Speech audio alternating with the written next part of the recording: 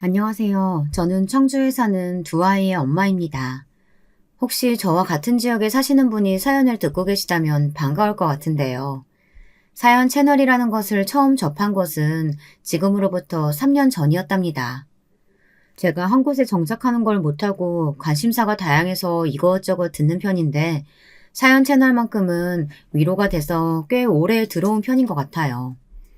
여러 사연 채널을 왔다 갔다 하다가 최근에 여기 사연에 빠지다 채널에 정착하게 되었습니다. 공감 가는 내용이 많고 성우분들 목소리도 너무 좋더라고요. 그래서 듣기 시작했는데요. 오늘 제가 들려드릴 제 이야기는 아마도 굉장히 시원한 사이다 사연이 될 것 같습니다.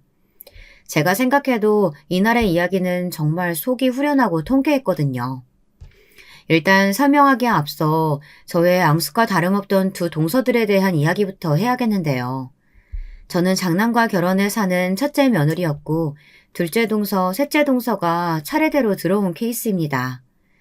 다른 집은 보면 순서가 뒤죽박죽인 경우도 많던데 어째 저희 시댁 쪽은 참 순서대로 장가를 가게 됐네요. 먼저 저희 남편, 시댁의 장남인 만큼 책임감이 아주 강한 사람이었답니다. 특히 시어머니를 모시는 데 있어서 더욱 그랬어요. 이런 걸 보통 효자라고 하죠. 그래서 사실 저는 남편에게 시집 오면서 걱정이 아주 많았습니다. 저에게 자상한 면모를 보이며 자라긴 했지만 결혼하고 나서 지나치게 시댁에 신경 쓰고 저를 등한시할까 봐서요. 저희 친정 어머니도 그렇고 아버지도 탐탁지 않아 했어요. 니들이 좋다니까 내가 여기서 뭐라 말 덧붙이긴 그렇지만 솔직히 나는 우리 예비 사이 썩 마음에 드는 건 아니야. 네 얘기만 들어봐도 너무 효자 노릇하려고 드는데 그게 며느리로선 좋은 게 결코 아니거든. 나만 봐도 알잖니? 저희 친정어머니는 본인이 시집살이를 많이 겪고 살아오신지라 특히나 더 걱정이 많으셨던 것 같습니다. 하지만 결혼을 하게 된 후 저는 제 걱정이 괜한 것이었다는 것을 깨닫게 되었답니다. 남편은 가정에 매우 충실한 사람이었고 특히 저희 시어머니는 상당히 유순한 성격의 소유자이셨거든요. 그러니까 외려 며느리를 어려워하고 조심스러워하시는 그런 분이셨답니다. 어쩌다 연락 한번 하시는 것도 일부러 남편을 통해 하실 만큼이요. 한마디로 배려심이 깊으신 분이셨죠.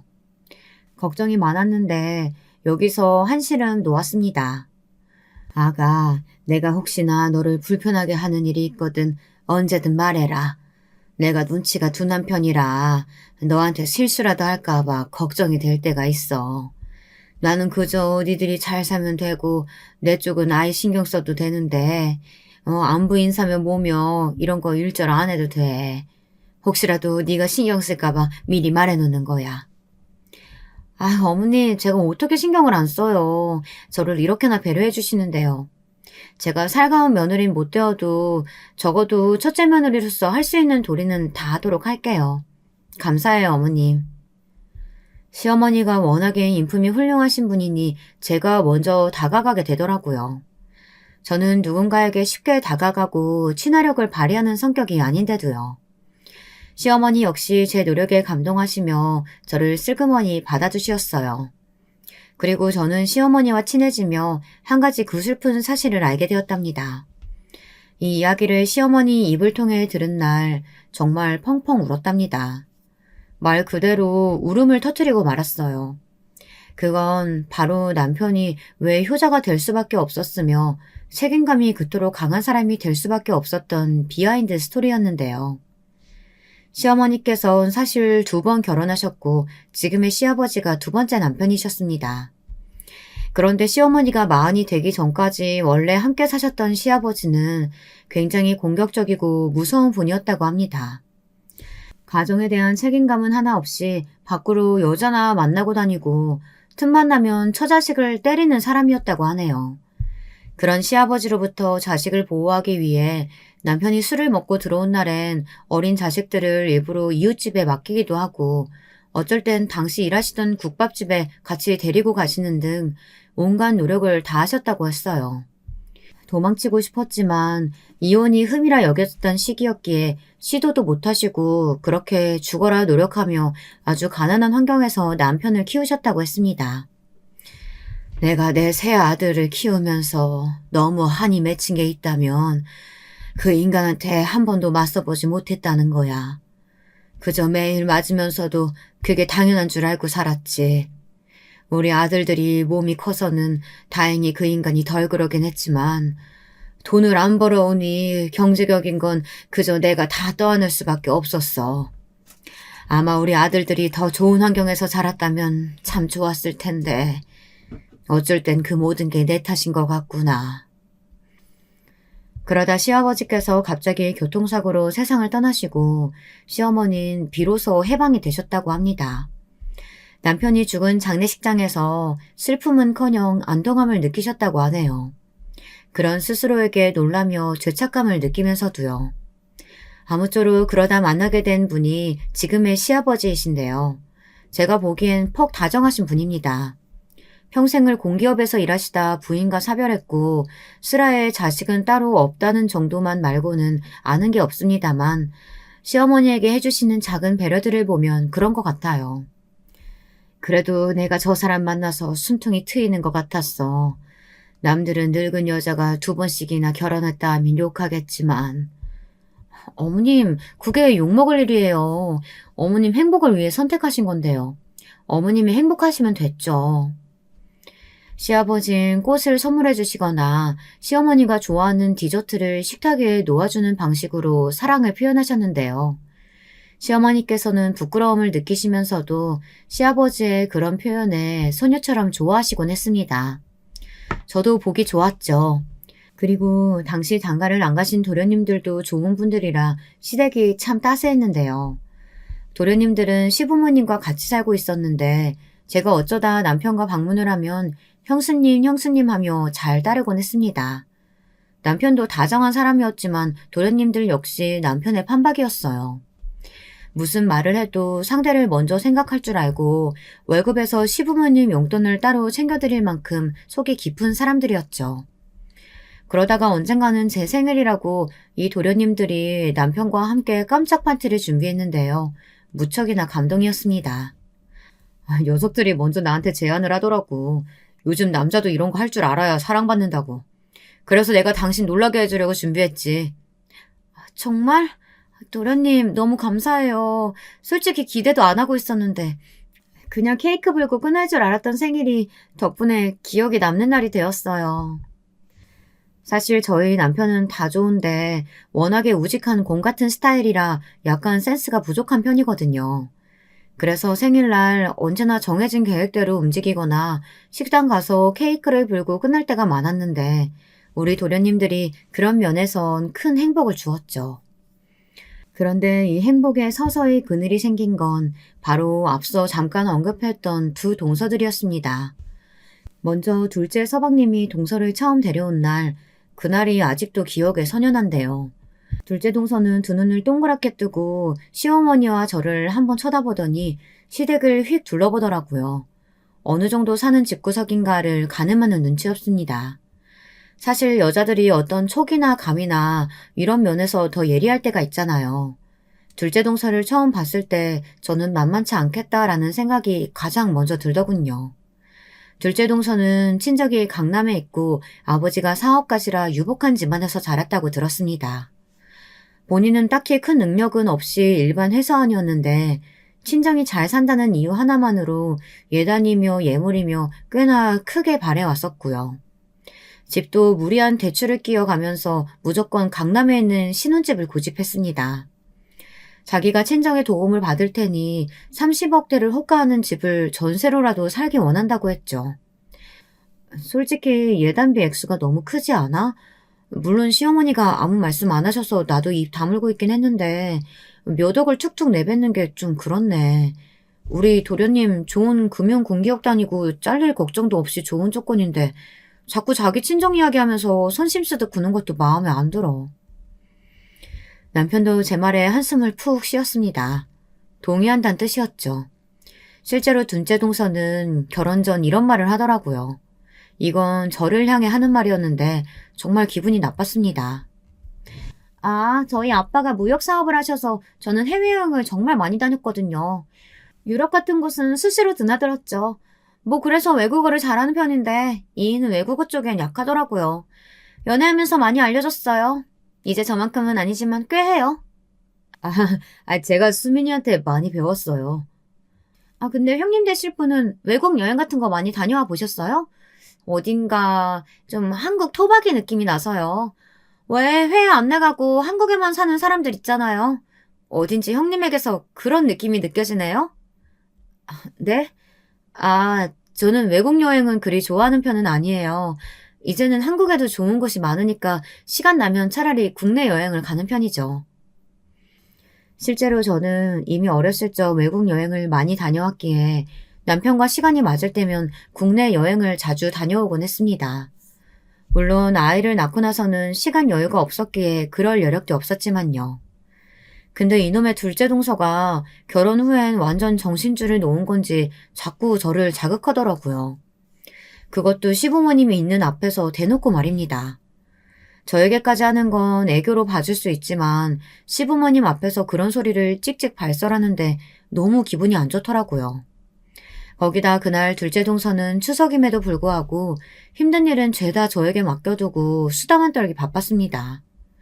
시어머니를 붙잡고 그렇게 세워라 내워라 수다를 떨더라고요.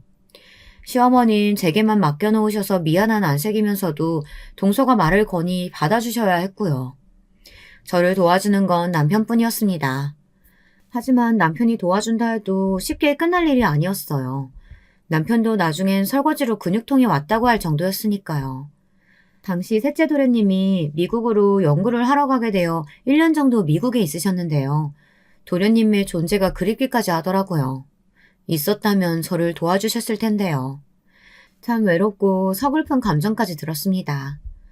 야밤이 되어서야 겨우 일을 끝내고 입가심 겸 다 같이 둘러앉아 둘째 동서가 사온 매실차를 마셨는데요. 동서는 고급 매실차라는 것을 강조하며 또 한 번 허세 아닌 허세를 떨고 있었습니다. 저는 떨떠름하게 웃고 있었고요.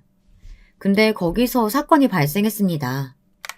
형님, 제가 이번에 괌에 갔다 왔는데 해변가에 사람이 없어서 너무 좋더라고요. 거기서 그냥 책 하나 읽으면서 파도 소리 듣고 있는데 너무 좋은 거 있죠? 우리 형님도 그런 곳에 가서 즐기면 참 좋을 텐데. 아참, 형님은 지방에 살아서 경제적으로 여유가 없으시죠? 아쉽네 정말. 여보, 우리 다음에 형님도 껴서 같이 가요. 사람이 한번 태어났으면 그런 데도 둘러봐주고 그래야 살맛이 나는 거죠. 여기서 열이 확 받더라고요. 이땐 저도 한마디 따끔하게 말하게 되었습니다.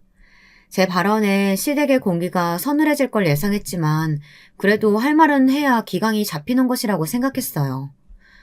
동서, 나도 감 갔다 왔어. 그러니까 그런 식으로 사람 무시하는 거 그만둬.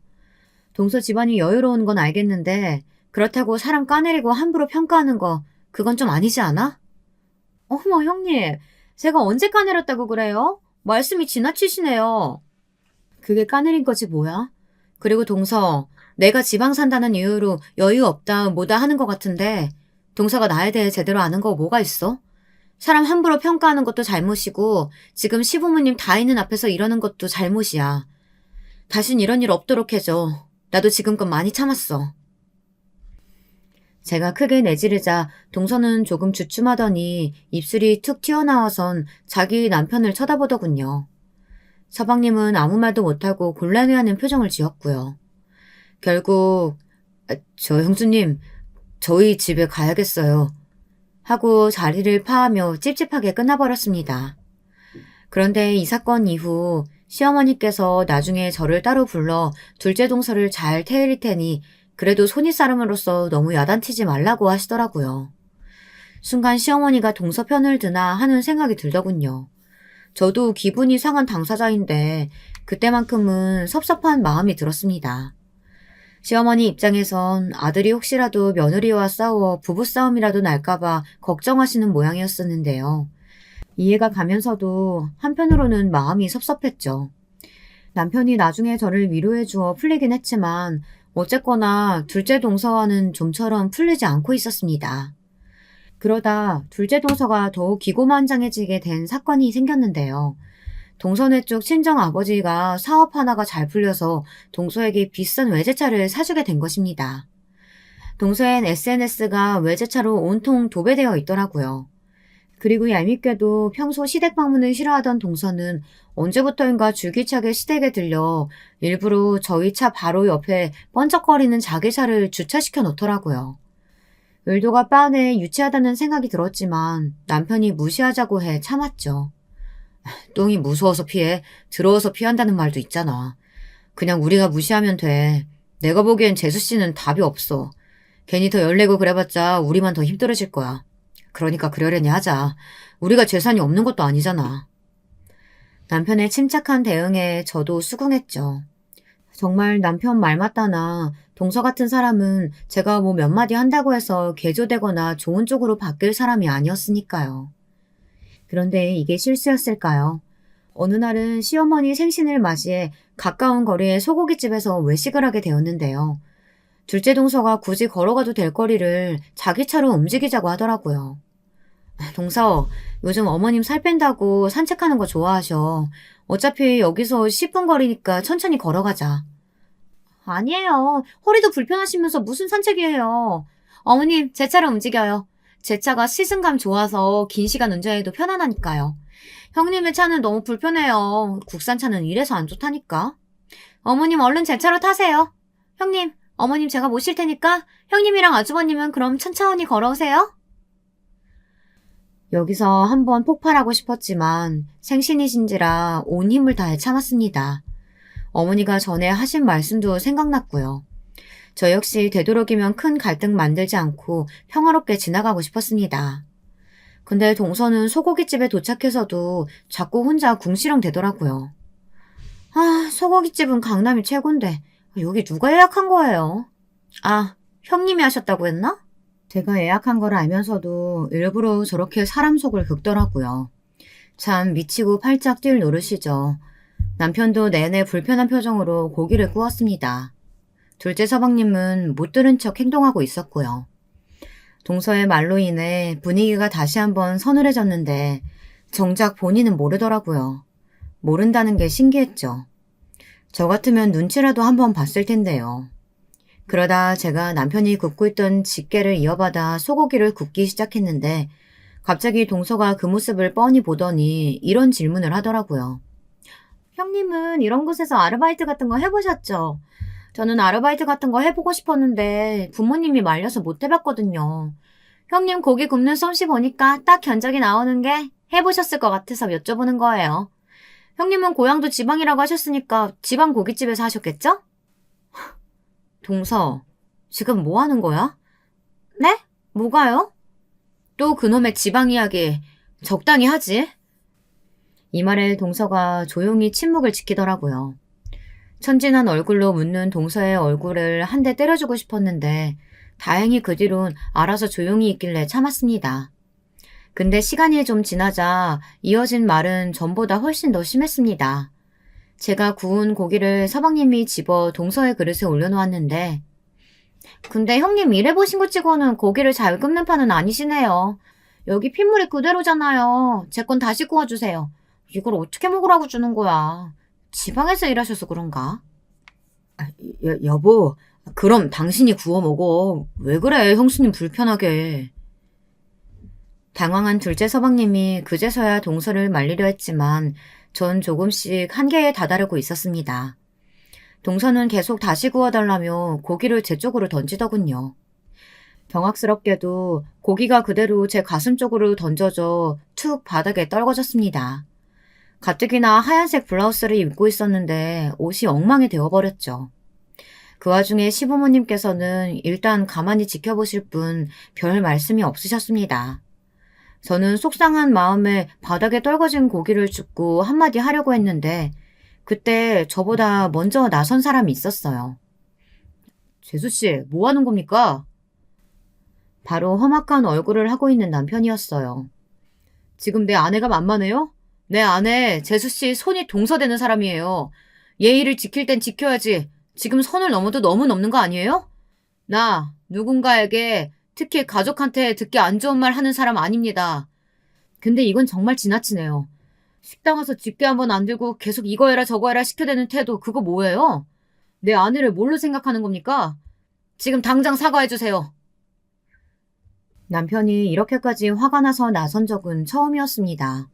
그러자 동서도 그제야 당황했는지 말을 얼버무리며 그런 의도가 아니었다는 등 고기를 불판에 던지려고 했던 게 힘 조절이 잘못되었다는 등 변명을 하더라고요.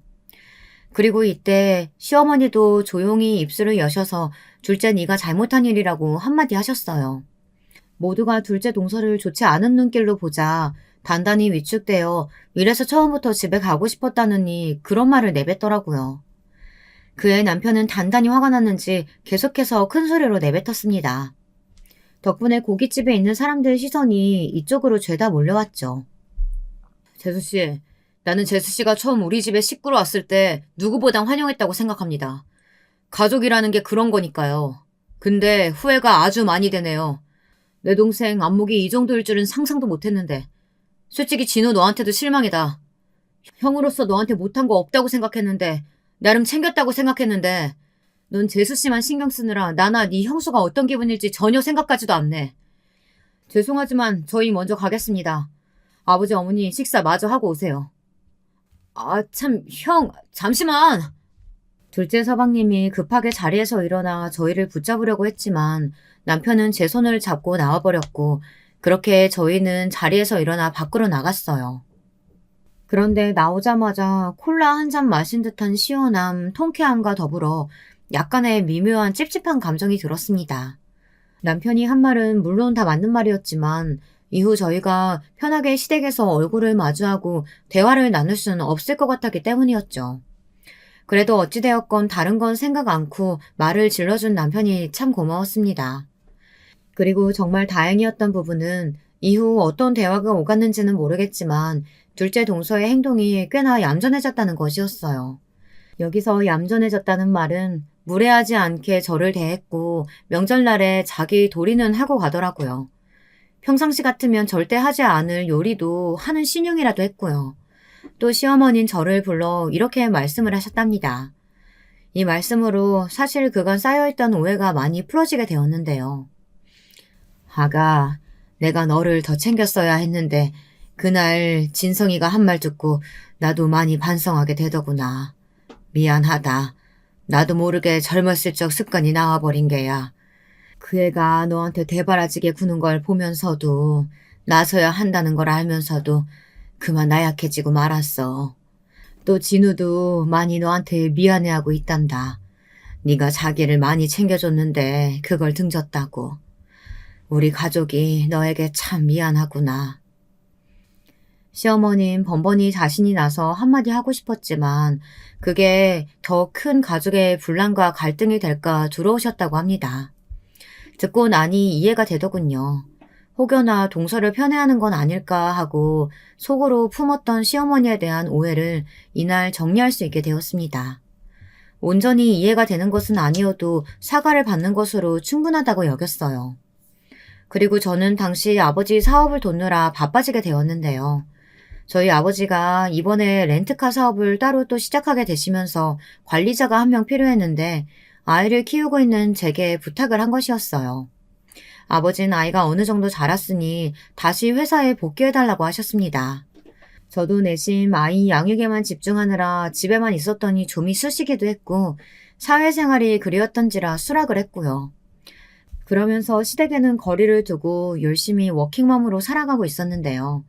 어느 날 셋째 도련님이 미국에서 돌아오신다는 연락을 받게 된 것입니다. 네? 도련님이 이제 오신다고요? 당연히 기쁘죠. 뭐 먹고 싶어요? 귀국 파티 해야죠. 타지에서 연구 마치고 돌아오시느라 힘들었을 텐데 제가 대접할게요.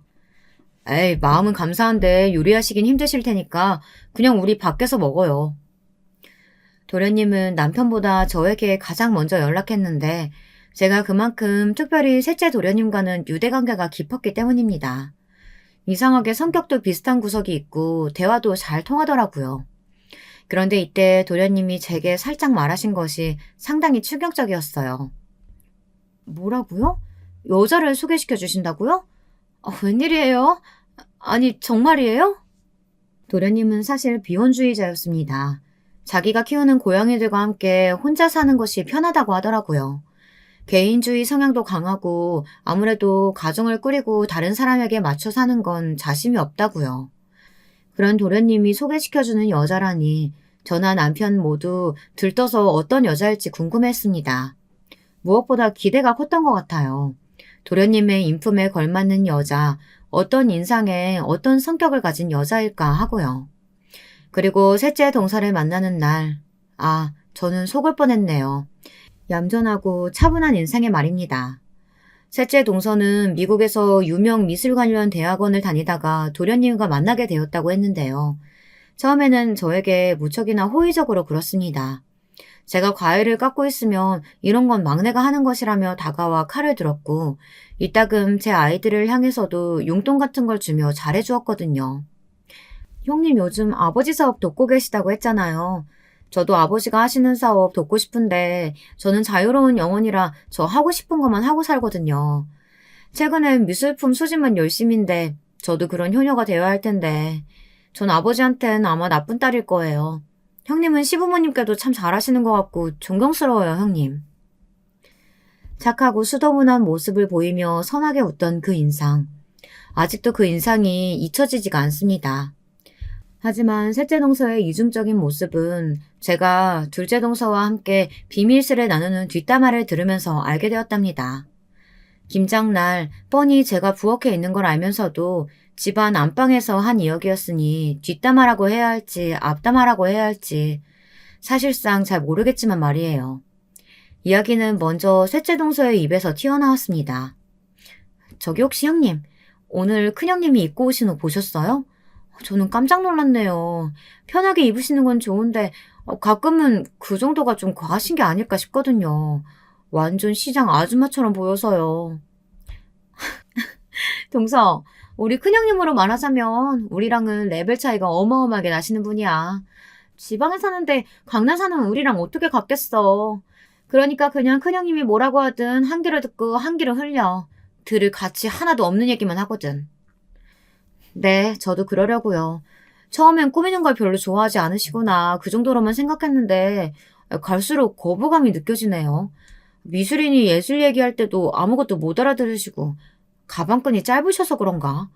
수준 차이가 너무 느껴져요. 아니면 원래 지방 사람들이 그런가? 어쨌든 이야기할 때 대화가 안 되니까 답답하네요. 동서들의 말에 너무나 충격을 받아 저는 김장을 하다 말고 비닐장갑에 묻은 김치 국물이 앞치마에 묻은지도 모른 채 5분을 멍하니 있었던 것 같습니다. 그리고 이때 참으로 어이가 없었던 것이 둘 다 저에 대해 정확한 정보도 알지 못한 채 저런 말을 나불댄다는 것이었습니다. 속이 상해 이것을 시어머니에게 털어놓지도 못하고 집에 와서야 남편에게 말하게 되었는데요. 남편도 화가 나선 아니 당신한테 그런 식으로 말했다고? 진짜 보자 하니까 어떻게 두 놈들이 다 똑같은 여자를 집에 데려온 거야? 하며 분노를 표출하더니 서방님들에게 급기야 전화까지 하더라고요. 너네 도대체 안 사람들 관리를 어떻게 하는 거냐? 지금 내 아내가 이런 소리 듣고 왔다는데 내가 화가 안 나게 생겼어? 형, 나는 전혀 모르고 있었어. 죄송하네, 형수님께. 알겠어. 내가 이 사람 잘 단속할게. 미안해. 남편이 험하게 꾸짖자 서방님들은 일제히 당황했고 동서를 대신해 미안하다고 빌더군요. 근데 여기서 서방님과 동서들 사이에 부부싸움이 있었던 건지 동서들이 저를 보는 눈초리가 더욱 험악해져 갔습니다. 그렇게 둘째 동서와 셋째 동서가 둘 다 강남에 산다는 이유로 공감대를 형성한 이후로는 저에 대한 차별 혐오는 더욱 심해져 갔네요. 솔직히 능력이 안 되어 강남에 안 사는 것도 아닌데 그런 시선을 받을 때면 문득 강남으로 이사가 버릴까 하는 생각이 치밀곤 했습니다. 근데 그런 생각을 바로잡아준 건 뚝심 있는 남편입니다. 남편은 동서들 말에 휘둘리면 한도 끝도 없다고 말하더군요. 그때 남편 말을 듣길 참 잘한 것 같습니다.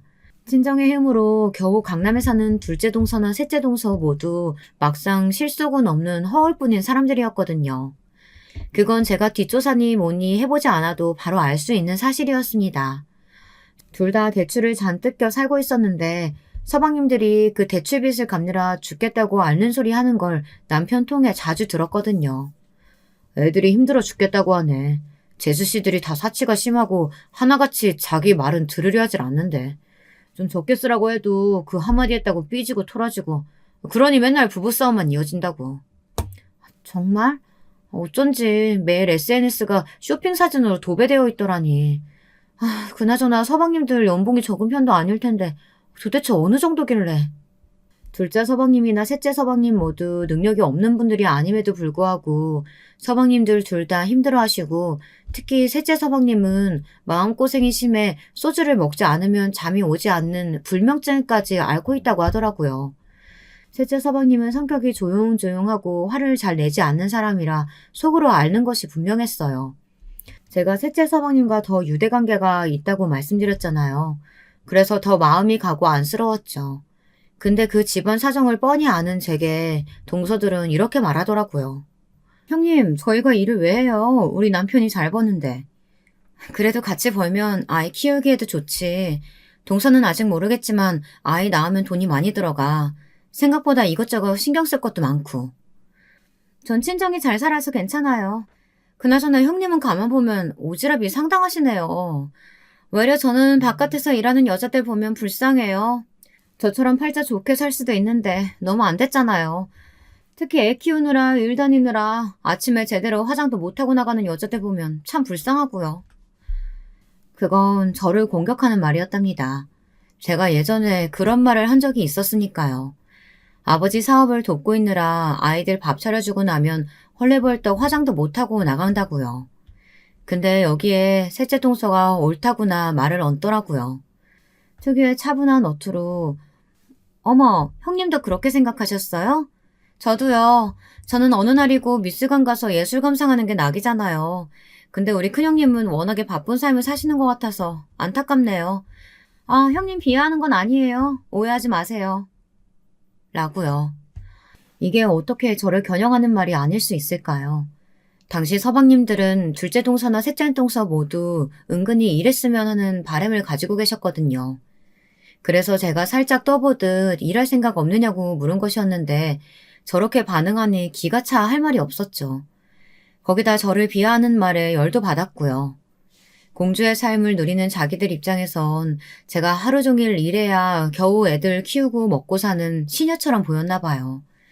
이때 서방님들을 생각하니 더 마음이 안 좋아 저도 한마디 하게 되었답니다. 동서들, 내 이야기 돌려하려고 노력할 필요 없어.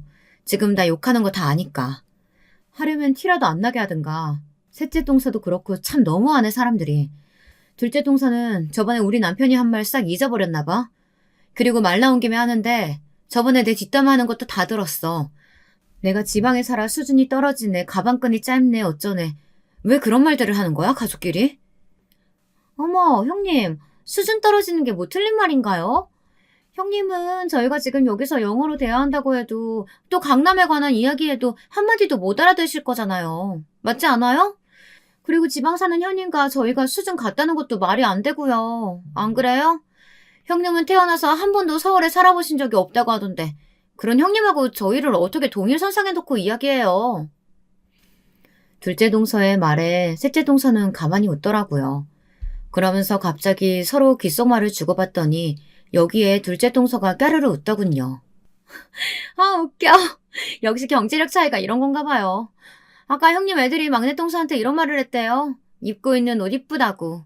강남에서 큰 애들은 백화점 익숙하니까 뭐 브랜드가 뭔지 그 나이쯤 되면 다 알 텐데 형님 애들은 잘 모르나 봐요. 아유, 이래서 사는 동네가 중요한 건데. 그래도 뭐 어쩌겠어요. 형님하고 아주버님 아직 여유가 없으신데. 점점 더 열이 받았죠.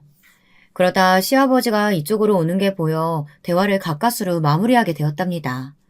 요즘 시아버지께서 가뜩이나 몸도 좋지 않으신데 가족 분위기가 좋지 않은 걸 알게 되시면 속상해하실 것 같아서요.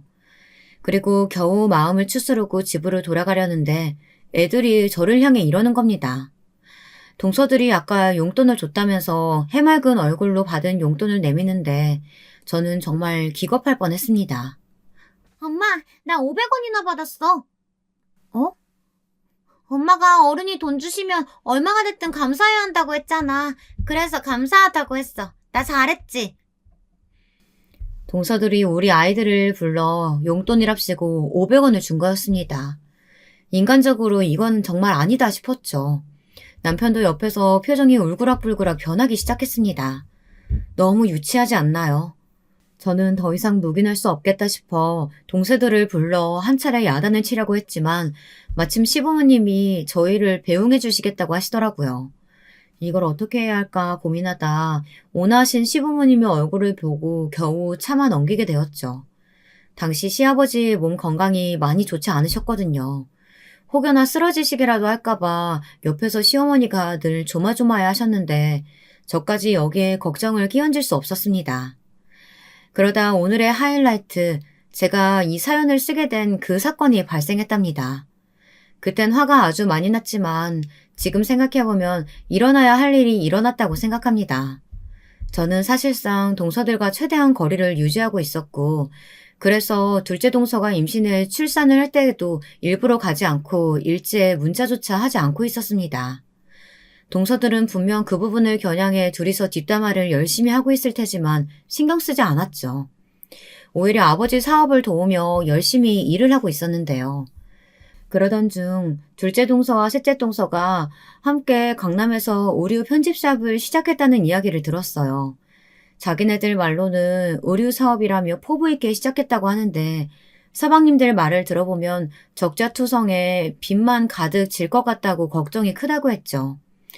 그런데 서방님들 예상이 맞아떨어진 거예요.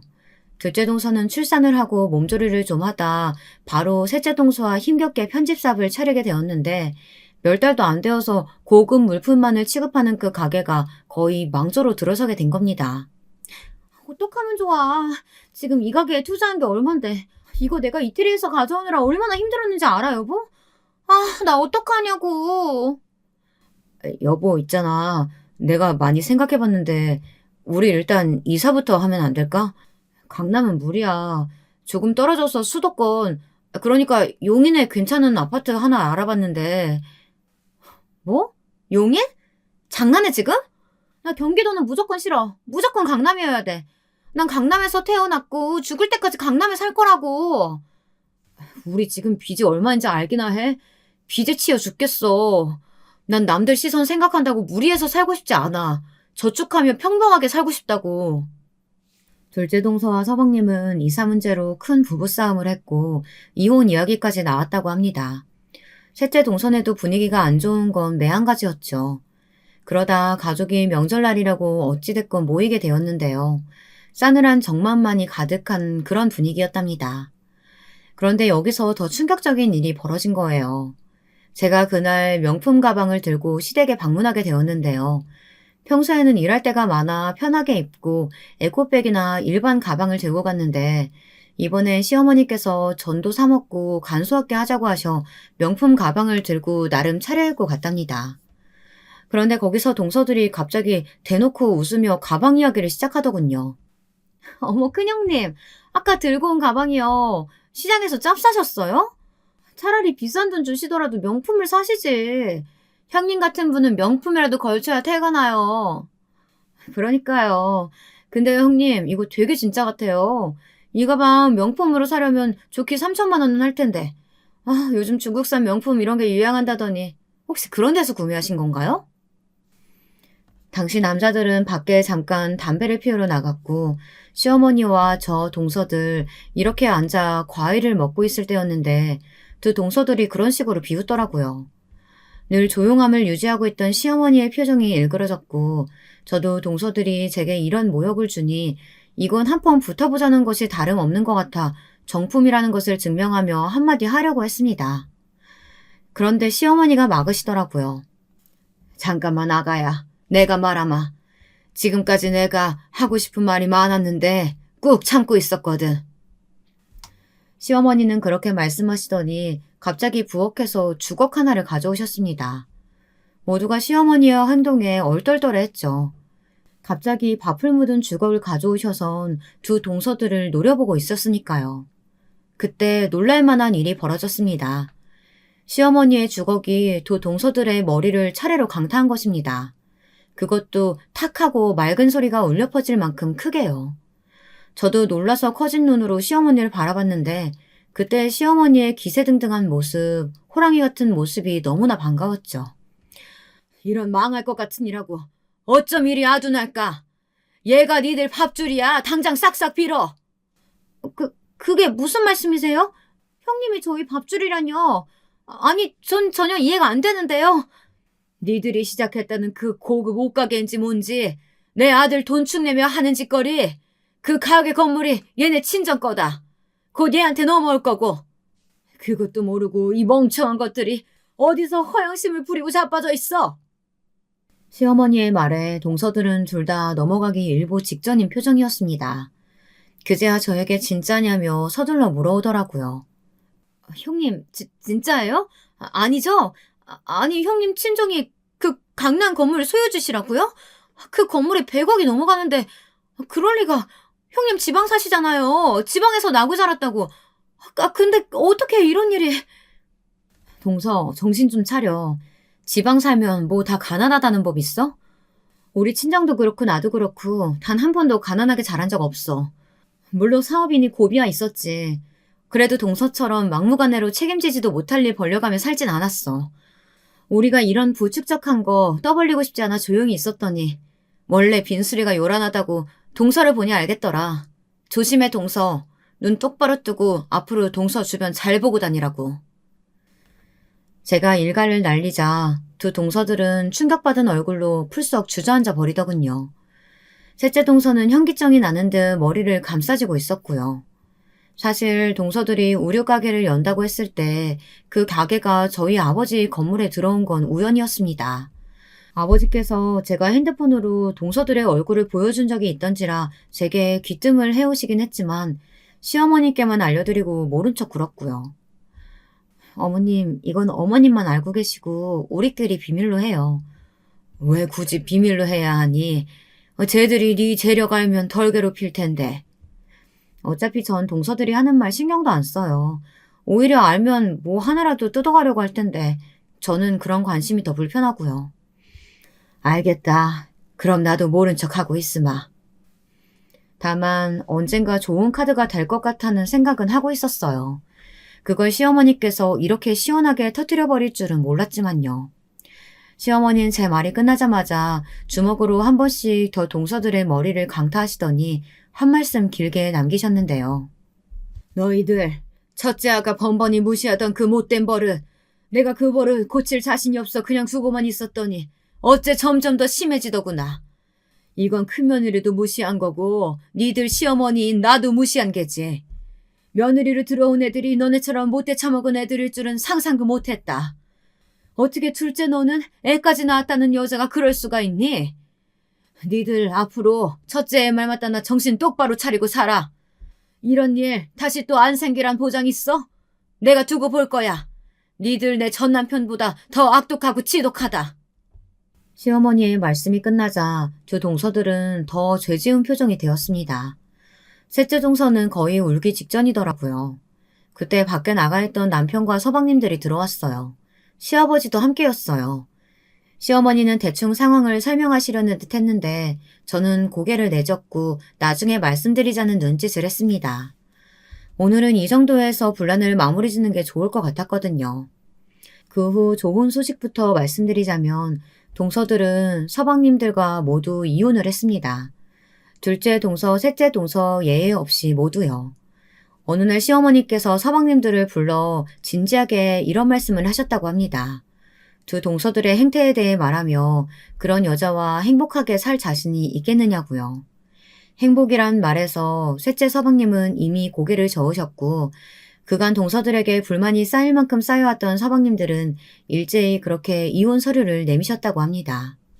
시어머니는 나중에 저를 따로 불러 이런 말씀을 해주셨어요. 내가 진즉에 이렇게 했어야 할 것을 너무 미안하더구나. 목소리를 내지 못하고 가만히 지켜보고만 있었던 것이 참 죄책감이 들었단다. 이제야 나도 발 뻗고 잘 수 있겠어. 시어머니는 지금껏 한결같이 효부 며느리 노릇을 해준 제게 고맙다고 하셨고 저도 괜스레 감동에 젖어 눈물을 흘렸답니다. 또 시어머니는 서방님들이 동서들과 이혼을 하게 되어 속이 후련하다고 하시더라고요. 저 역시 그랬죠. 형수님, 제가 형수님한테 도움받은 게 많은데 와이프랑 결혼하고 나서는 유독 못해드린 것 같아요. 실망시켜드려서 죄송합니다. 와이프 입장만 생각하느라 형 말대로 형수님 기분을 상하게 해드렸어요. 일단 사과부터 드리고 싶어요. 부디 못난 저를 용서해주세요. 앞으로 잘할게요. 서방님들은 저에게 와 이런 용서를 빌기도 했는데 저는 괜찮다고 이해한다고 말해주었답니다. 사실 서방님 잘못이 아니었으니까요. 물론 동서들은 그 전에 저를 한번 찾아와 울며 불며 난리가 났습니다. 아마도 시어머니의 배후에 제가 있다고 생각이 되었는지 서방님들이 시어머니의 말을 듣고 와 갑자기 이혼을 선언했다고 제발 시어머니의 마음을 돌려달라고 하더군요. 내가 무슨 재주로 어머님 마음을 돌려. 난 그럴 일 없어. 그리고 부부 문제는 알아서 해결해. 다들 그 정도 나이는 됐잖아? 연로하신 시어머니 찾아가지도 말고. 제가 딱 버티고 서서 그렇게 말하자 둘 다 힘없이 돌아갔습니다. 거기다 사실 시어머니뿐 아니라 이번엔 평소 말씀이 별로 없으시고 무뚝뚝하신 시아버지마저 개입해 이혼하라고 성하셨다고 하네요. 시아버진 서방님들과는 특히나 더 정서적인 교류가 없으셨는데요. 이번 일을 들으시곤 넘어갈 수 없다고 판단하신 모양이죠. 게다가 동서들은 마지막 발악이라도 하고 싶었는지 자기들 편집샵이라도 유지하려고 저희 친정 아버지까지 찾아갔는데요. 친정 아버지가 먼저 제게 의견을 구해오더라고요. 하지만 동서들은 이미 적자의 형태로 운영해오고 있었고 나아질 기미는 더더욱 없었어요. 월세도 못 내고 있는 형편이었기에 동서들을 봐줄 이유가 하등 없었습니다. 사실상 그 옷을 보는 안목이라는 게 동서들에겐 전혀 없었거든요. 그래서 나가는 것으로 마무리가 되었답니다. 마지막으로 동서들의 우는 얼굴을 보는데 짠하면서도 고소한 마음이 동시에 들더라고요. 하지만 좋은 일이 있으면 안 좋은 일이 있듯 두 번째로 조금 안 좋은 소식이 있었는데요. 저희 친정 아버지께서 최근에 암 판정을 받으시고 병원에 입원하시게 된 겁니다. 늘 건강하리라고만 생각했던 아버지가 갑자기 암 선고라니 하늘이 무너지는 기분이었답니다. 그래도 지금은 애써 담담히 받아들이며 항암 치료 받는 걸 도와드리고 있어요. 아버지께서 얼른 쾌차하시길 바라는 마음으로요. 남편도 옆에서 많이 도와주고 있기에 힘이 됩니다. 이런 게 가족 아닐까 싶어요. 여러분, 날씨가 많이 쌀쌀해진 것 같아요. 환절기 감기 다들 조심하시고요. 건강검진은 수시로 하셔서 각자의 건강 잘 챙기시길 바랄게요. 비루한 글솜씨지만 오늘 저의 통쾌한 사이다 사연으로 심심하지 않은 시간이 되셨으면 좋겠네요. 그럼 언젠가 후기글 남기러 오겠습니다. 들어주셔서 감사합니다. 안녕하세요. 저는 30대 여성입니다. 지금은 시골에서 열심히 양봉과 농장 일을 하고 있고요. 올해는 그래도 큰 문제 없이 한 해를 지내고 있어서 다행이에요. 항상 사연 유튜브 듣고 있는데 제 이야기도 보내보고 싶어서 글을 씁니다. 저는 원래 결혼할 생각이 없었어요. 그렇다고 뭐 아주 비혼주의자라거나 이런 건 아니었고요. 그냥 결혼을 할 생각이 딱히 없었다는 거죠. 좋은 사람을 못 만났다고 해야 하나? 귀찮은 연애와 결혼 과정을 거치면서까지 함께하고 싶은 사람이 없었던 것 같아요. 그리고 거기에는 저희 아버지도 한 몫을 하셨죠. 저희 아버지는 저를 혼자 키우셨어요. 어머니가 일찍 돌아가셨는데 병으로 돌아가셨던 거라 아버지가 무척 가슴이 아프셨다고 하셨어요. 그 시절에 벌써 연애 결혼을 하셨던 분들이라 사별이 더 충격이었다고요. 그래서 아버지는 재혼도 안 하시고 다른 누구를 만나지도 않으시고 저를 혼자 키워내셨죠. 저희 아버지는 시골에서 양봉하고 농장을 하셨는데요. 친가에서 물려받아 키운 농장과 양봉이라 규모가 꽤 컸어요. 특히 농장 쪽이 컸죠. 양봉은 아버지 입장에서는 취미 정도로 하시는 거였는데 그렇다고 해도 규모가 커서 꿀도 참 많이 나왔고요. 아무튼 아버지가 혼자 몸으로 저를 키워주셨으니 저 역시도 아버지가 무척 소중했어요. 아버지한테 마음도 많이 쓰이고 걱정도 많이 되었고요. 그래서 20대 때는 이대로 그냥 아버지와 함께 평생 시골에서 살아도 되겠다 했었거든요. 그런데 제가 이대로 노처녀로 늙을 것 같았던지 아버지가 조바심을 내기 시작하셨어요. 아무래도 옛날 분들 생각하시기에는 결혼 안 한 노처녀는 하자 있는 것으로 보이잖아요. 저희 아버지는 정말 좋은 분이셨지만 정말 옛날 분이시기도 했거든요. 늦게 결혼하셔서 늦게 저를 낳으셨고 딸이라곤 저 하나였기에 더욱이나 보호 본능도 강하셨던 것 같고요. 그래서 저는 그다지 결혼 생각이 없는데 아버지가 안달을 내셔서 여기저기 선을 보고 다니게 되었어요. 사실 그리 늦은 나이도 아니었는데 아버지가 난리를 치셔서 중매라는 형태로 남자를 만나게 된 거였죠. 저는 솔직히 관심이 없었는데 남자들은 그래도 제가 마음에 드는 사람들이 있었나 봐요. 그런데 한두 번 더 만나다가도 재미가 없어서 그냥 그만두고 그랬거든요. 그러다가 한 10번째쯤 나간 선에서 결국 괜찮은 사람하고 만나게 되었죠. 그러다가 결혼도 하게 되었고요. 남편감으로 결정한 사람은 사업하는 사람이었고요. 사업이 상당히 잘 되고 있고 사람도 유머러스한 편이었어요. 대신 외모는 그렇게 봐줄만 하지 않았는데 제 생각에는 아마 그래서 결혼을 하지 못했던 것 같아요. 시골에 사는 20대 후반 여성하고 선을 볼 정도면 아마 예쁜 도시 여자들한테는 다 차였던 거겠죠. 30 중반인데 벌써 머리도 벗겨지고 키도 작고 그랬어요. 그런데 저는 남자 외모는 크게 관심이 없어서 그냥 사람 괜찮고 평생 살 때 경제적으로 어려움 없으면 되겠다 싶은 마음가짐이었거든요.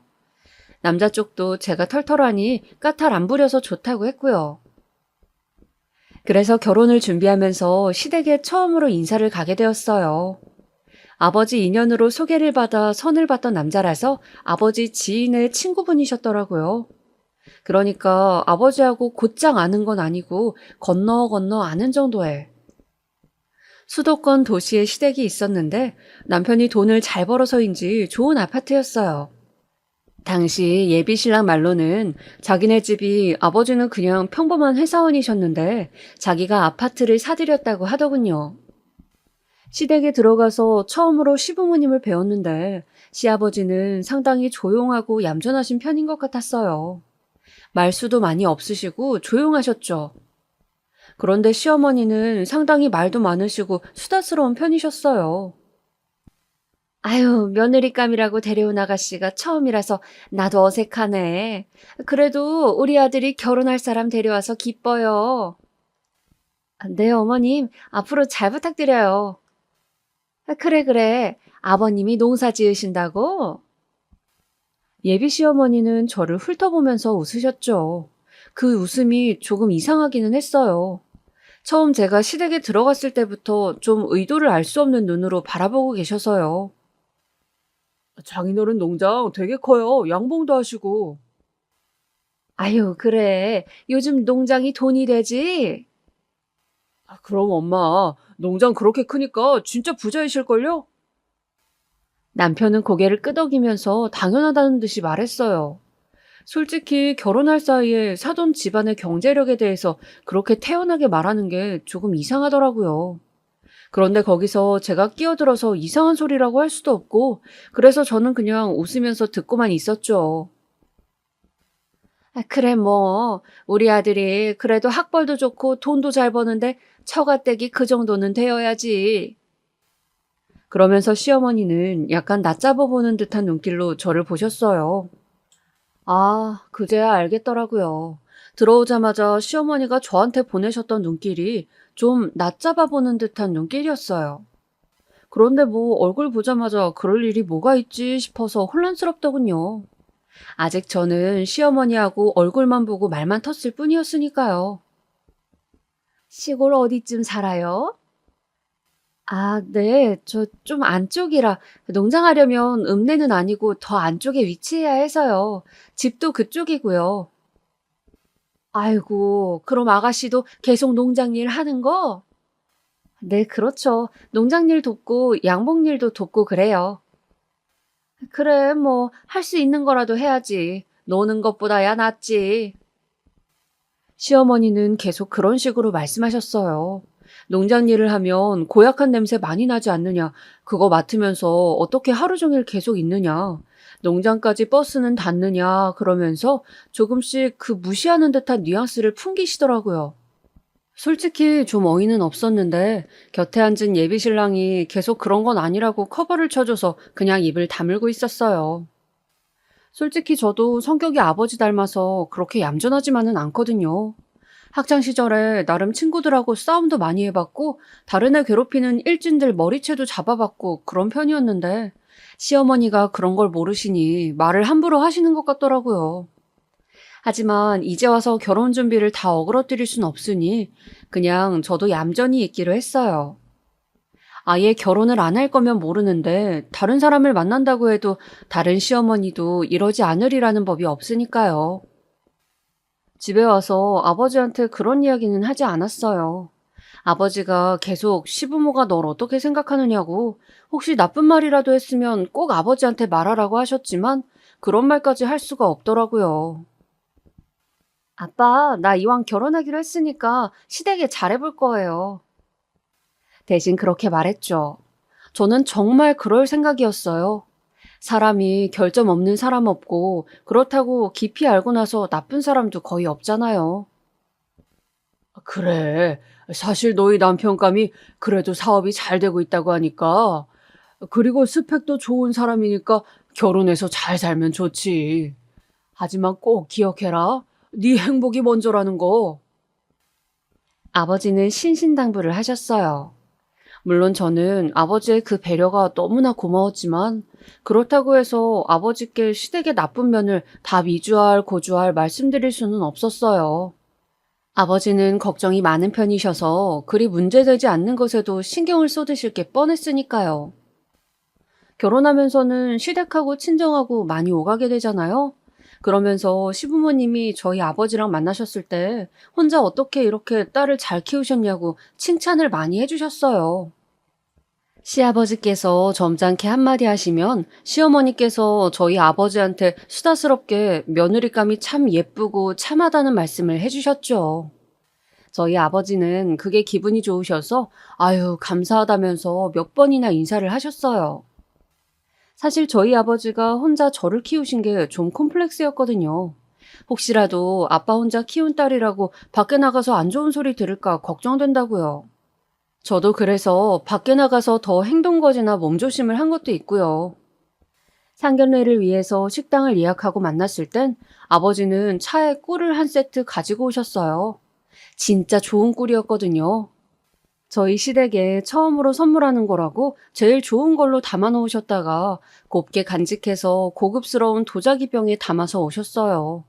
목재 케이스에 담은 걸 내놓으셨더니 시부모님이 너무 좋아하시더라고요. 어머, 정말 좋은 꿀인가 보네요. 이거 고급스러운 것 좀 봐. 아이고, 사돈 어른이 이렇게 좋은 걸 주시다뇨.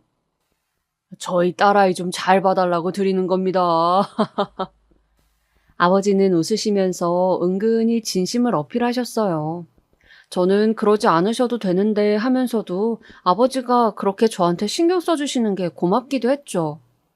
결혼하고 나서도 마찬가지였어요. 결혼 후에 신혼여행 다녀오면서도 아버지가 꿀 세트를 챙겨주셨거든요. 저희가 선물을 드리러 친정을 방문했는데 아버지가 도리어 꿀을 챙겨주시는 거죠.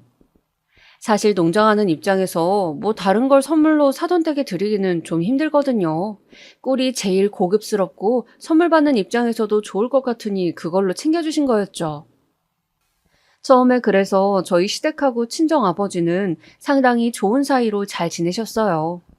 시어머니도 초기에는 아버지 혼자 계시니 몸보신 하시라고 이것저것 싸주시기도 하셨고 꿀 받으시면 고맙다면서 잘 먹겠다고 전해달라고도 하셨고요. 사실 저는 좀 마음에 차지 않아 하셨고 시골 출신이라는 것도 별로 안 좋아하셨지만 농장에서 나오는 각종 선물을 받을 때는 좋아하셨어요. 그게 좀 속보이기도 했지만 뭐 어쩌겠어요.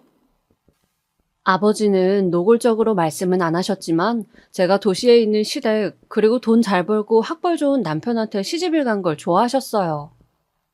그래서 저도 남편이나 시댁에 대해서 못마땅한 것은 입을 다문 적이 많긴 했죠.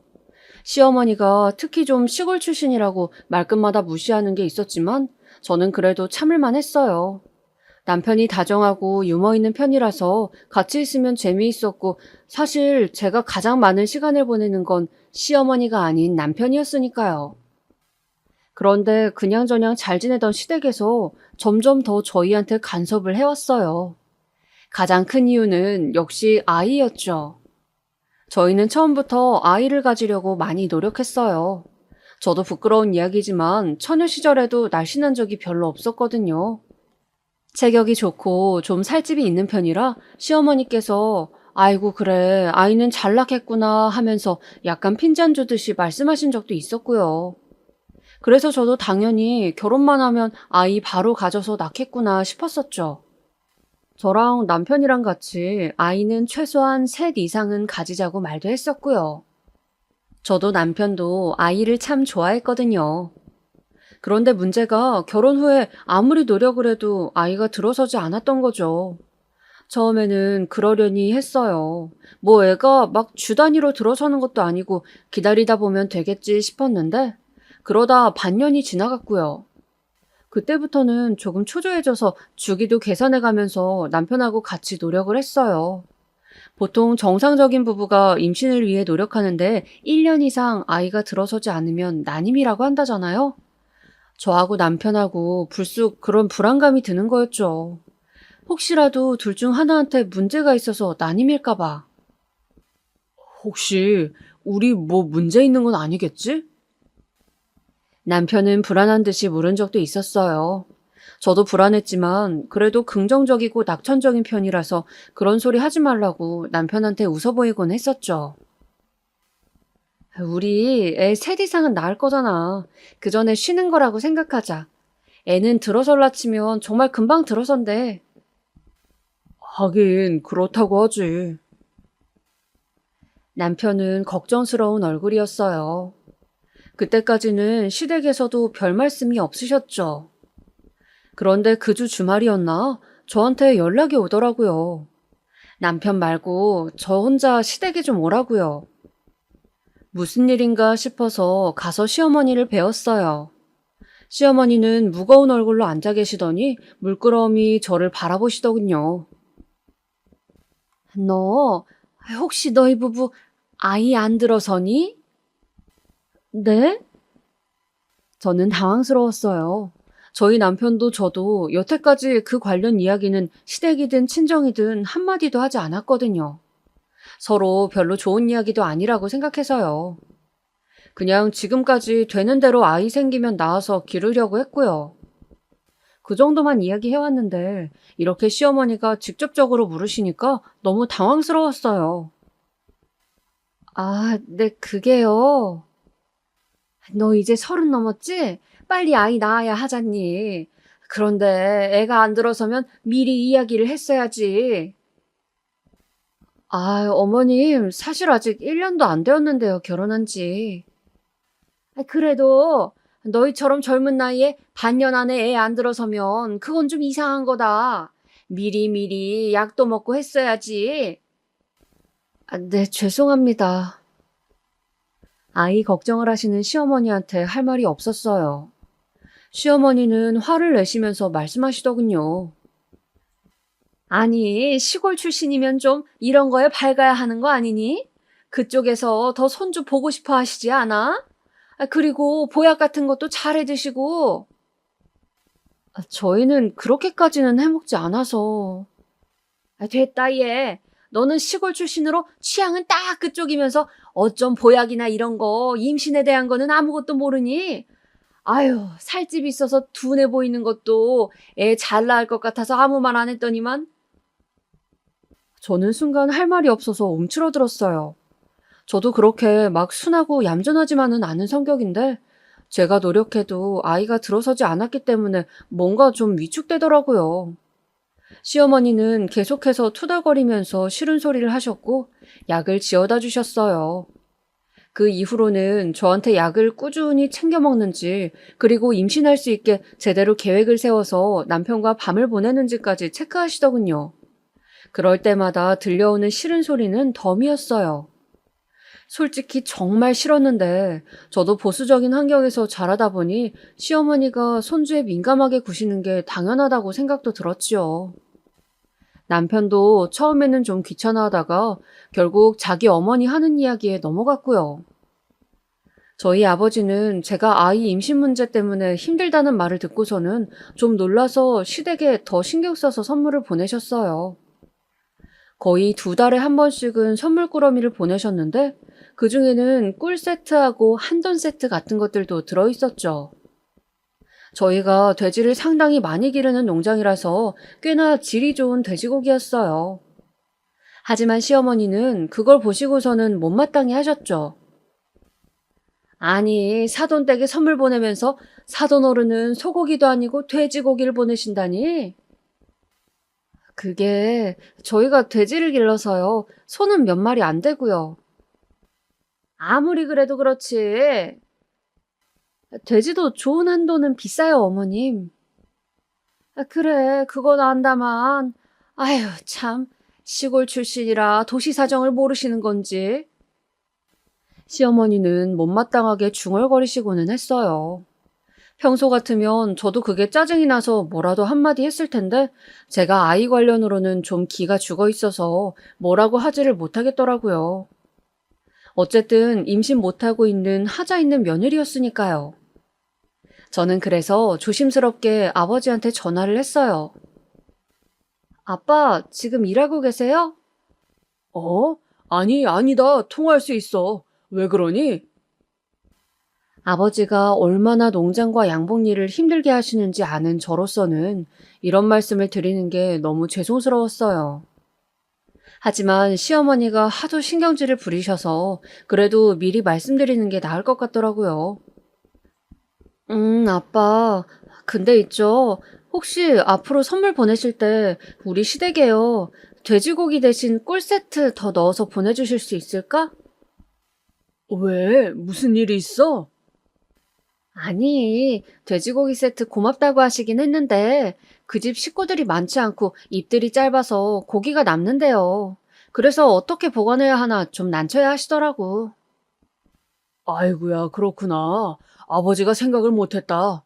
네, 그럼 다음엔 꿀로 넣어서 보내주마. 네, 아빠, 죄송해요. 아니다, 아니야. 네가 왜 죄송하니? 아버지는 손사래를 치시고서 전화를 끊으셨어요. 전화를 끊고 나니까 되게 기분이 안 좋더라고요. 아니, 우리 아버지가 뭐가 모자라서 딸년 시댁한테 저렇게 세심하게 선물을 보내고서도 안 좋은 말을 들어야 하는 건지. 임신 못하고 있는 건 난데 왜 우리 아버지가. 그런 생각 때문에 밤잠까지 설칠 지경이었어요. 시어머니가 저한테 차가워지고 아이를 갖지 못하는 기간이 길어지면서 남편도 조금씩 변해가더군요. 남편은 원래 굉장히 다정하고 유머러스한 사람이었어요. 그런데 시간이 흐르면서 남편은 점차 저한테 냉담해지기 시작했죠. 살집이 좀 있는 편인 제 체격도 좋아해주던 사람이었는데 남편이 어느 날 출근하기 전 아침에 저한테 그러는 거예요. 당신은 살 안 빼? 살? 저는 남편한테서 그런 말을 들을 줄은 꿈에도 몰랐었기 때문에 놀라서 남편을 쳐다봤어요. 남편은 좀 한심하다는 듯한 얼굴을 하고 있더라고요. 요즘은 애 낳은 여자들도 죄다 다이어트해서 처녀적처럼 날씬하게 하고 다니더라. 당신은 지금 애도 안 가졌는데 왜 그렇게 살을 안 빼고 관리도 안 해? 하지만 난 처녀적에도 그리 날씬하진 않았는데. 저는 그냥 농담처럼 넘기려고 했어요. 남편이 저렇게 차갑게 나오는 게 낯설었거든요. 하긴 그렇긴 했는데 참 나도 뭐에 빠져서 당신하고 결혼했는지. 남편의 말은 어느 정도 농담처럼 들리긴 했지만 그렇다고 해서 완전히 웃자고 한 소리는 아니더군요. 저는 그날 아침에 좀 충격을 받았어요. 아무리 그래도 남편만은 제 편에 서줄 줄 알았는데 그게 아니었던 거였죠. 남편은 그런 식으로 조금씩 조금씩 자기 불평불만을 흘렸어요. 저는 그 이야기를 들으면서 내가 정말 잘못하고 있는 건가? 내가 이러면 안 되는 건가? 하는 생각들을 하게 되었죠. 원래 처녀 쪽에는 굉장히 자신만만하고 자존심도 높은 편이었는데 결혼하고서 뭐 몇 년도 안 되는 사이에 사람이 되게 위축되더라고요. 애는 임신은 안 되지. 시어머니는 계속 저한테 뭐라고 하시지. 남편은 그 사이에 사람이 변한 것처럼 저한테 살 빼고 관리하라고 압박을 주지. 제가 결혼 생활에 힘들어 하시는 것도 모르시고 아버지는 계속해서 시댁에 이것저것 선물을 주셨어요. 그런데 어느 날 시어머니가 저한테 그러시는 거예요. 예, 너희 아버님 양봉하시잖니? 네, 어머니. 사돈어른 그 꿀이 정말 맛이 좋고 고급스럽다고 다들 칭찬하더구나. 시어머니가 저한테 칭찬을 해주시는 건 굉장히 드문 일이라서 저는 그 말에 금방 으쓱해졌어요. 저희 아버지가 농장도 그렇고 양봉도 그렇고 아주 일을 잘하셨거든요. 그래서 여기까지 농장을 키우신 거기도 하고요. 내가 우리 친척한테 한 병 맛보라고 작은 병으로 퍼줬는데 그 꿀이 그렇게 기가 막히대. 거기다 꿀 먹고서 감기도 싹 나았다지 뭐니? 어머, 그러셨대요? 아, 우리 연세 드신 먼 이모님이 올해 90이 넘으셨는데 그 꿀 드시고 감기 앓다가 금방 일어나셨대. 어머, 잘 됐네요. 도움이 되어서 기뻐요. 아버지께 말씀드릴게요. 그래, 그래. 좀 부탁한다. 부탁한다는 말이 무슨 뜻인지 의아했지만 저는 그 기쁜 소식을 아버지한테 전해드렸어요. 아버지는 꿀이 크게 도움이 되었다는 말에 마찬가지로 좋아하셨죠. 아버지도 양봉에 상당히 자부심이 있으셨으니까요. 그런데 그렇게 말씀을 전해드리고 나서 한 사흘쯤 뒤였나? 다시 시어머니가 저를 부르셨어요. 저는 시댁에 가서 일을 도와드리는 일이 잦았기 때문에 그렇게 이상하게 생각하지 않고 부르시는 전화에 곧 뛰어갔죠. 그런데 시어머니 인상이 아주 안 좋은 거예요. 제가 청소를 하고 있어도 싫은 소리를 하시고 음식을 해다 내드려도 인상은 찌푸려져 있고 대체 왜 그러시는지 알 수가 없어서 저는 발끝을 들고 눈치를 보면서 다닐 수밖에 없었죠. 같이 점심을 먹고서 차를 한 잔 내다 드렸는데 제가 설거지하는 동안 차를 다 드신 시어머니가 저한테 와서 앉아보라고 하셨어요. 저는 왜 그러시나 제가 또 뭔가 잘못한 게 있나 걱정하면서 가서 앉았죠. 그랬더니 시어머니는 화를 참는 듯한 기색으로 말씀을 이어가셨어요. 너 내가 저번에 꿀 이야기 했었잖니? 네, 어머님. 그렇지 않아도 저희 아버지께 말씀드렸어요. 친척분 건강에 도움이 되었다고 하니까 너무 좋아하시더라고요. 설마 아버지께 그 말씀 전해드렸다는 걸 말씀 안 드려서 그러신가 해서 저는 급하게 그 이야기를 했어요. 하지만 시어머니는 그게 도리어 마음에 안 든다는 듯 눈을 찌푸리셨죠. 그래? 그걸 전해드렸어? 네네, 그럼요. 그런데 전달받으시고도 아무 말씀이 없으셨니? 그러니까, 네? 어떤 거요? 꿀 몇 세트 더 안 주시겠다니? 우리 친척들이 맛보고 싶어 하는데. 아, 저는 그제야 시어머니의 의도를 알아챘어요. 제가 너무 둔했던 거죠. 그렇게 어른들이 좋아하신다, 친척들이 좋아하신다 말씀하셨던 의도가 꿀 몇 세트가 더 필요하다는 말씀이었다는 거였어요. 직접적으로 말하면 너무 노골적으로 요구하는 게 되어버리니까요. 시어머니는 눈을 잔뜩 찌푸리면서 억지로 웃으셨죠. 내가 이렇게 말하면 너무 선물 뜯어내는 것 같잖니. 그래서 좀 둘러서 말한 거였는데 하긴 너는 그거 알아듣기에는 너무 세심하지 못한 아이지. 죄송해요, 어머님. 제가 아버지께 말씀드려 볼게요. 그래, 좀 부탁한다. 우리 이모님이 그거 드시고서 맛있다고 하도 그러셔서 친척들이 다들 자기도 먹고 싶다고 난리거든. 네. 좀 기가 차더라고요. 아니, 저희 아버지가 양봉하셔서 만들어내는 꿀은 굉장히 고급이란 말이에요. 그런 걸 딸 시댁이라고 선물로 주니까 그냥 아깝지 않아서 주는 줄 아나 싶었어요. 그런데 지금 시댁에서 제가 굉장히 약한 위치라서 시어머니의 그 말씀을 그냥 무시할 수도 없더라고요. 그래서 저는 다시 아버지께 전화를 했어요. 그래, 꿀 세트를 더 달라고 했다는 거지? 네. 아, 정말 좀 아빠한테 말씀드리긴 좀 그런데. 아니다, 아니야. 너한테는 내가 뭘 못 주겠니? 그런데 다만, 네? 너 시어머니가 괴롭히는 건 아니지? 하도 못된 시댁 사람들도 많아서. 아니에요, 그런 건. 저는 아무리 그래도 걱정 많은 아버지한테 그 말씀까진 드리지 못하겠더라고요. 아버지는 그렇지 않아도 제 걱정으로 세월을 보내시는데 시댁에서 구박받는다는 말까지 하면 어떠시겠어요? 그래서 저는 그냥 꿀만 달라고 하고서 전화를 끊었어요. 그리고 꿀이 도착해서 시어머니는 신나게 그걸 친척들한테 나눠주시더라고요. 저한테는 놀랍게도 고맙다는 말씀 한마디도 안 하셨어요. 뭔가 벌써 그걸 당연하다고 생각하시는 것 같더라고요. 며느리의 것은 당연히 시댁에 속한다는 주의이신지 뭔지. 그런데 그 한 번이 아니었어요. 그 다음에는 무슨 친가 쪽 아저씨인지 누군지 생일이라면서 생일 선물로 주고 싶다고 또 꿀을 보내달라고 요구하셨어요. 저는 의아한데도 제가 임신도 못하고 못 낳았다는 생각에 어쩔 수 없이 아버지한테 또 부탁드렸고요. 아버지는 좀 망설이면서도 또 꿀을 보내주셨어요. 사실 그것만 해도 돈으로 따지면 엄청난 거였거든요.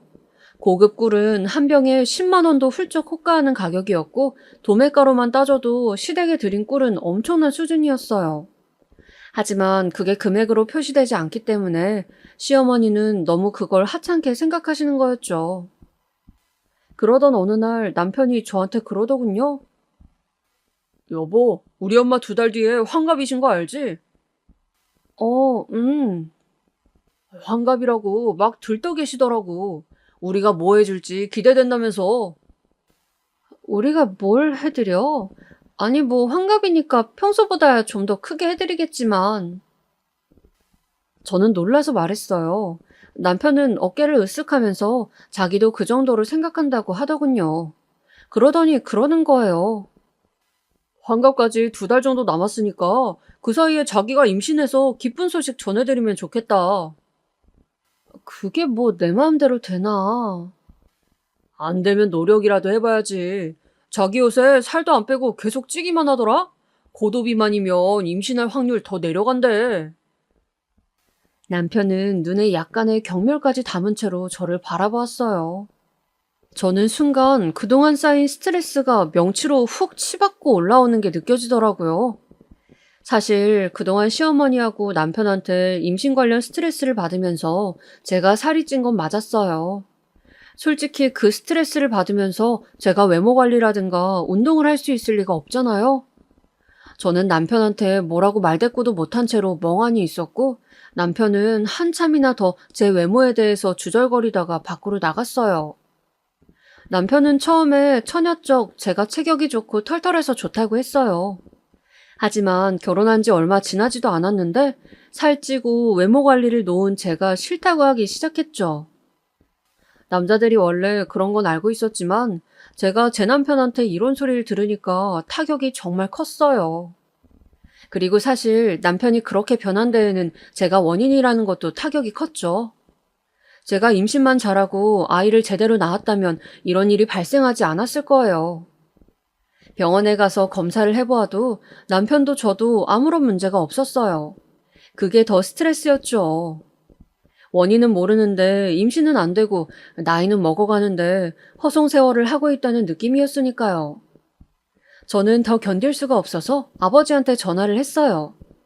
아버지는 농장 일이 바쁘신지 그때 받지 않으셔서 저는 너무 서글퍼서 혼자 쭈그리고 앉아서 훌쩍거렸었죠. 그러다가 아버지가 다시 전화를 해주셨고 저는 아버지한테 제 사정 이야기를 다 털어놓았어요. 아빠, 저 진짜 아빠한테 이런 이야기 안 하고 싶었어요. 왜 그러니? 아니 얘야, 이야기해봐라. 대체 왜 그래? 그런 사정을 전혀 모르셨던 아버지는 당황하실 수밖에 없었죠. 저는 아버지 목소리를 들으니까 더 서러워져서 울어버렸고 말이 횡설수설하면서 나왔어요. 아빠, 나 애 못 낳는다고 너무 구박받아.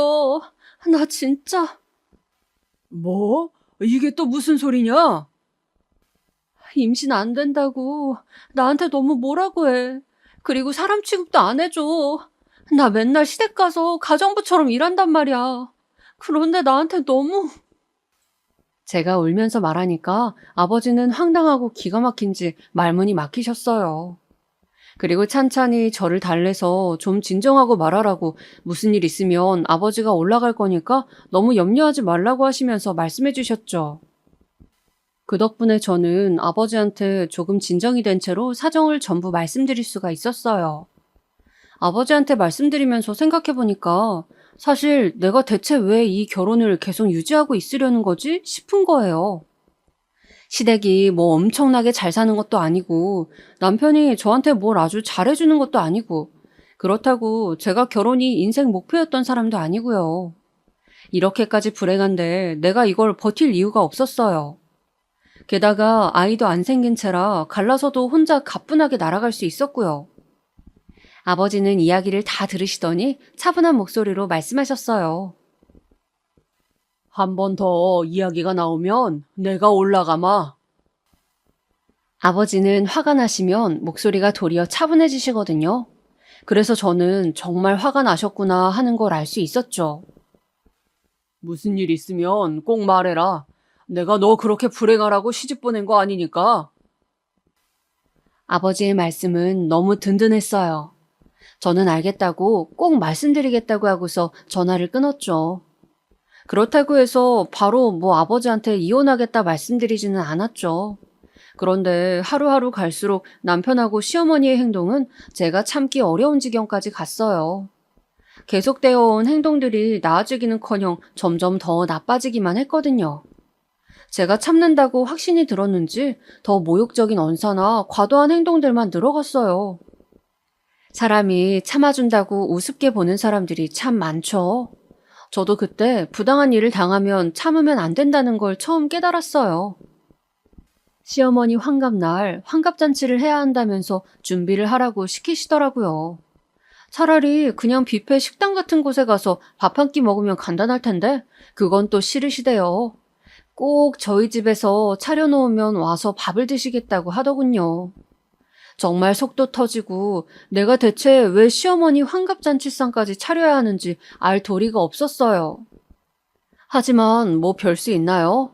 속으로는 갈라서기 직전까지 왔지만 그래도 어쨌든 완전히 이혼하기 전까지는 책 잡히지 않게 원하는 걸 해주자 싶어서 원하시는 대로 상을 꾸역꾸역 차려냈어요. 시어머니가 친척들까지 부른다고 하셔서 그러시라고 했죠. 뭐 어차피 양만 늘리고 숟가락만 더 넣으면 되니까요. 환갑 당일이 오자 시어머니가 초대한 친척들이 들어오셨죠. 시댁 쪽 친척들이 하나 둘도 아니고 10명 넘게 저희 집으로 들어오니까 숨이 턱 막히더라고요. 거실에 긴 상을 몇 개 붙여서 음식을 차려두었는데 친척분이 고생 많았겠다면서 칭찬해 주셨어요. 그리고 곧 시어머니도 오셨죠. 시어머니는 꼭 자기가 음식 차린 것처럼 상 둘러보면서 웃으시더라고요. 별거 차린 건 없는데 많이들 드세요.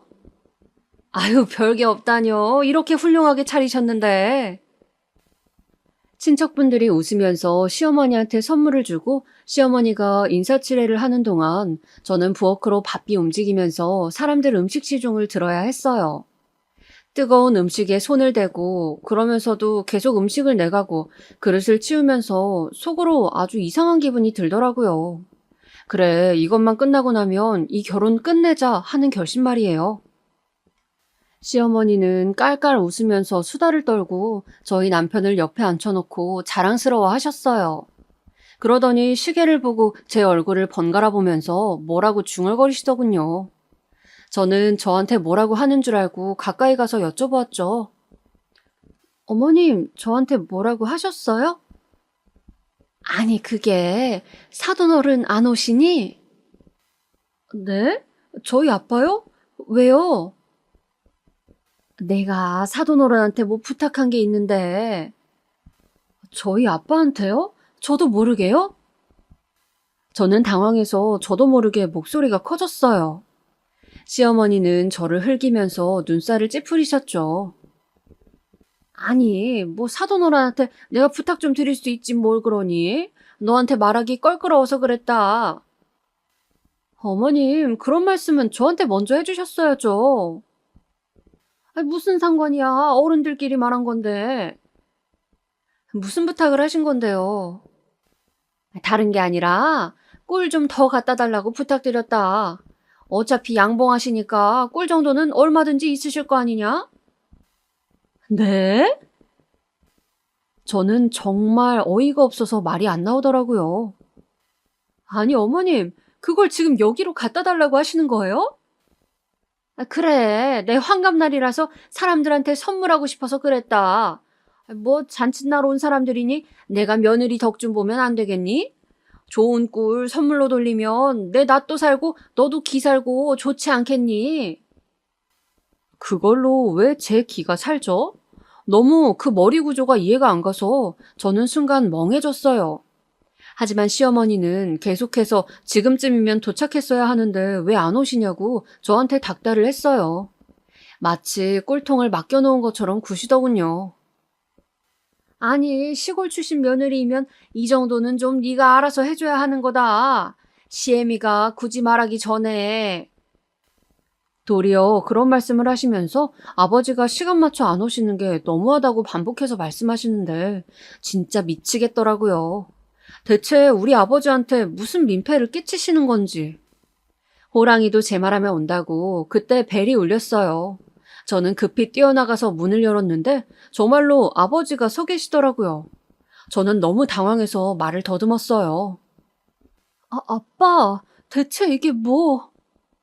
그래, 네 시어머니께서 나한테 전화하셨더라.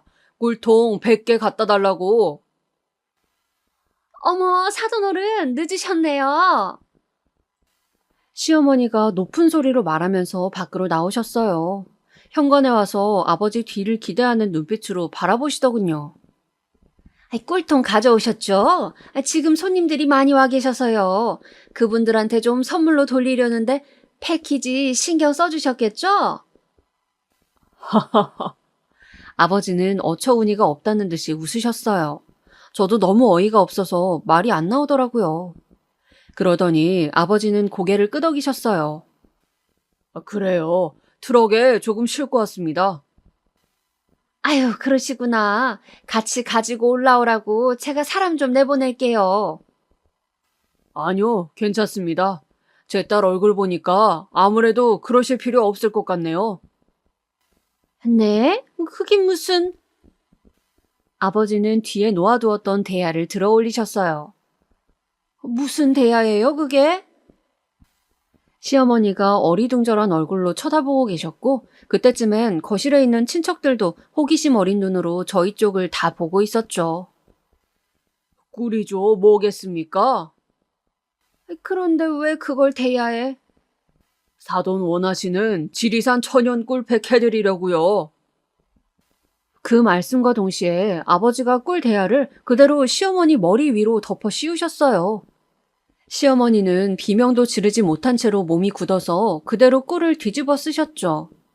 너무 창졸간에 일어난 일이라 저도 남편도 손님들도 한마디도 하지 못한 채로 시어머니를 바라봤어요. 시어머니는 끈끈한 꿀이 뚝뚝 떨어지는 것을 깨닫고 벌벌 떨면서 말을 더듬었죠. 대체 이게 무슨... 내 딸, 이따위 집안에 더 이상 못 둡니다. 자네도 마찬가지야. 아버지는 제 남편을 노려보면서 말씀하셨어요. 남편은 놀라서 움찔 뒤로 물러났죠. 지갑하고 소지품만 챙겨 나와라. 가자. 네, 아빠. 아버지가 그렇게 말씀하셔서 저는 곧장 들어가서 지갑만 챙겨서 들고 나왔어요.